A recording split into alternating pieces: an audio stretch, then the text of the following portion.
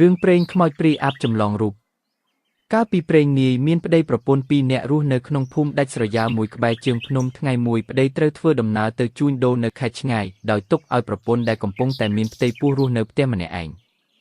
ជាអកុសលពេលដែលជិតដល់ថ្ងៃសម្រាលកូនស្ត្រីជាប្រពន្ធបានធ្លាក់ខ្លួនឈឺធ្ងន់ហើយក៏បានស្លាប់បាត់បង់ជីវិតទាំងទង់ផ្ចិតរួមទាំងកូនក្នុងផ្ទៃក្នុងភាពឯកោដោយសារតែចិត្តនៅអាល័យស្រឡាញ់ប្តីខ្លាំងពេកនិងស្លាប់ទាំងវេទនាព្រលឹងរបស់នាងមិនបានទៅណាឡើយពោលគឺបានคล้ายទៅជាខ្មោចព្រាយតែហោងរងចាំប្តីត្រឡប់មកវិញ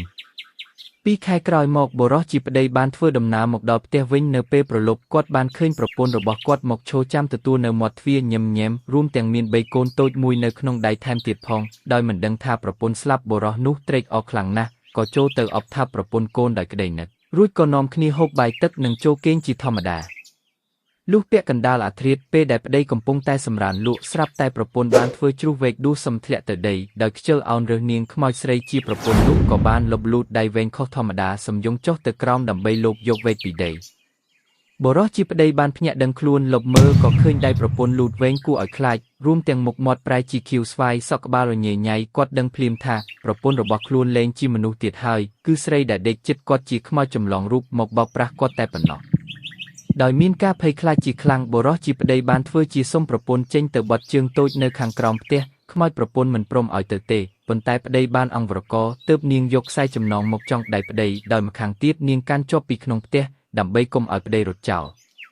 ពេលទៅដល់ដីក្រោយផ្ទះបុរសនោះក៏ប្រញាប់ស្រាយខ្សែពីដៃទៅចងភ្ជាប់នឹងគល់ចេកជំនួសវិញរួចរត់គេចខ្លួនយ៉ាងលឿនសម្ដៅទៅវត្តអារាមដែលនៅជិតនោះនៅក្នុងផ្ទះខ្មោចប្រពន្ធទាញខ្សែសួរថាហើយឬនៅបងមិនក៏យូរម្លេះ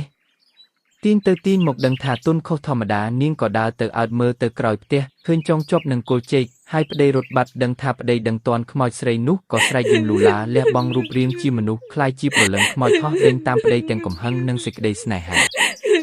បុរសជាប្តីបានរត់ចូលទៅដល់ក្នុងព្រះវិហារវត្តហើយលោកគ្រូចៅអធិការបានជួយសូត្រធម៌គ្រប់ដណ្ដប់ដោយសេលនិងខ្សែសីមាការពារមិនឲ្យខ្មោចនោះចូលមកធ្វើបាបបានខ្មោចប្រពន្ធបានត្រឹមឈរយំស្រែកនៅក្រៅរបងវត្តរហូតដល់មាន់រងាវព្រះអាទិត្យរះទើបព្រលឹងនោះរលាយបាត់ទៅក្រោយមកអ្នកភូមិនិងបុរសជាប្តីក៏បានធ្វើបុណ្យឧទ្ទិសកុសលយ៉ាងធំដុំដើម្បីឲ្យព្រលឹងនាងបានទៅចាប់ជាថ្មីដោយលែងអន្តែតអណ្ដូងចម្លងរូបលងបន្លាចគេទៀត